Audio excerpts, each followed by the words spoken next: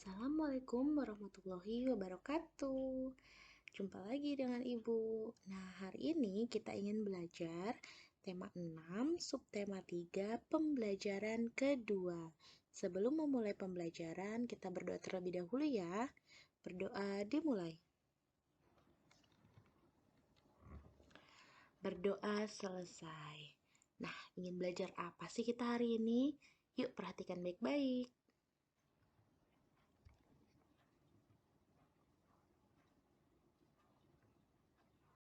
Oke, perhatikan gambar berikut ini.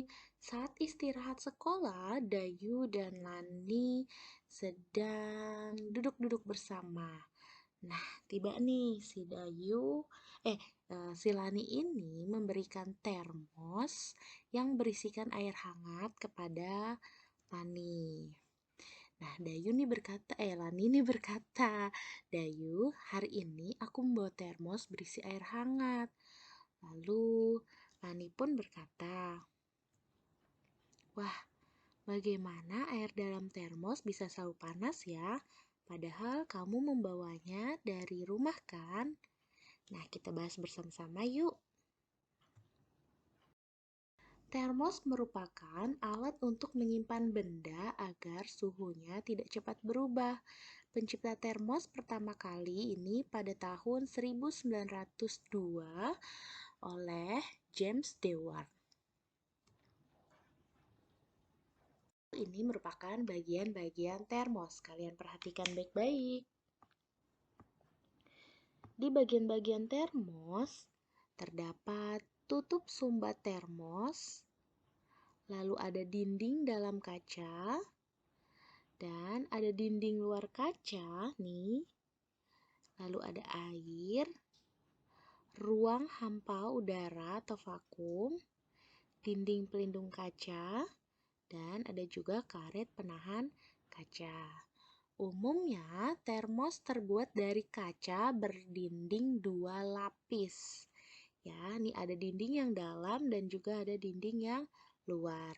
Di antara kedua dinding kaca tersebut terdapat ruang hampa atau vakum.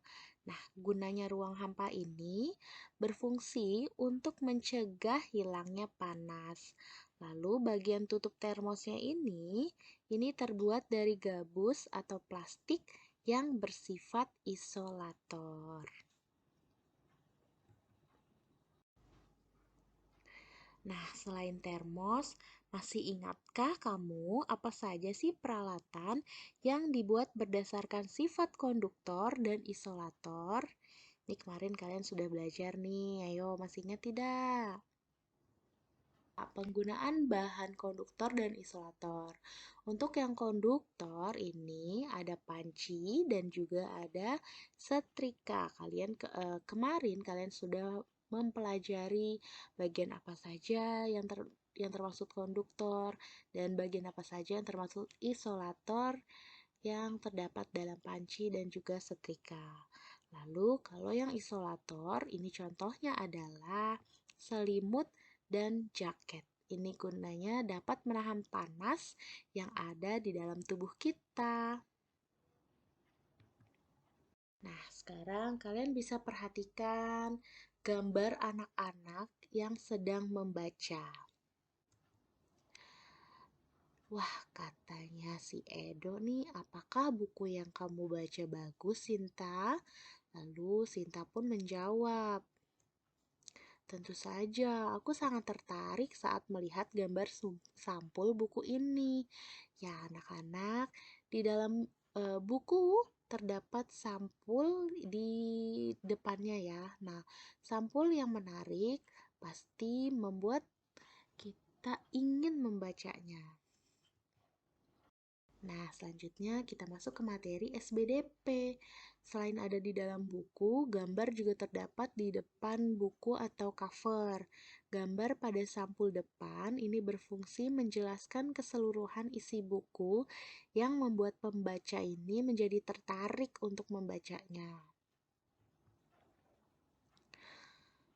Nah, ini termaksud sampul buku ya atau cover. Lihat, kalau cover bukunya menarik, pasti kita ingin membacanya terus ya.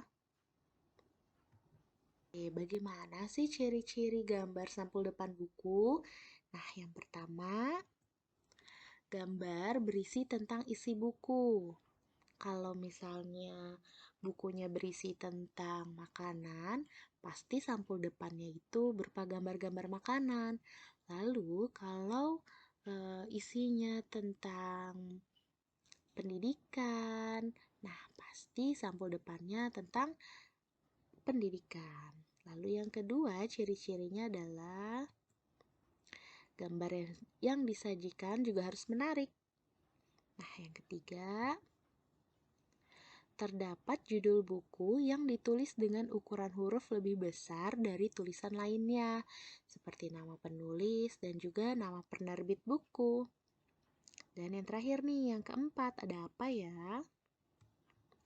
Oke, ciri-ciri sampul depan buku yang terakhir yaitu warna yang digunakan dapat menarik perhatian pembaca. Oleh karena itu, sampul depan buku ini biasanya berwarna-warni. Nah, kalian bisa perhatikan sampul buku yang ada di hadapan kalian nih. Ini merupakan sampul buku pelajaran. Oke. Ini gambar ceritanya buku pelajaran. Lalu kesan apa sih yang ditangkap dari gambar cerita sampul buku ini? Oke.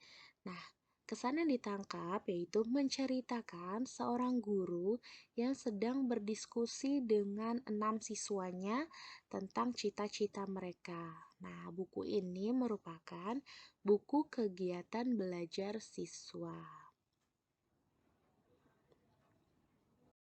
Oke, selanjutnya kita ke tugas pertama. Tugas pertamanya buka halaman 151, yaitu ayo mengamati. Jadi kalian mengamati benda-benda yang ada di rumah kalian. Nah, pilih 5 benda, lalu tuliskan sifat hantaran benda tersebut serta kegunaannya. Oke, jadi 5 benda di rumah kalian. Apa sifat hantaran bendanya dan kegunaannya untuk apa? Lalu, tugas yang kedua ada di halaman 153. Nah, di 153 ayo berlatih. Ada gambar buku ada gambar 2 buku. Nah, itu kalian tulis di buku tulisnya. Tidak usah digambar, tidak apa-apa ya. Oke. Terima kasih. Semoga pembelajaran kali ini dapat bermanfaat untuk kalian.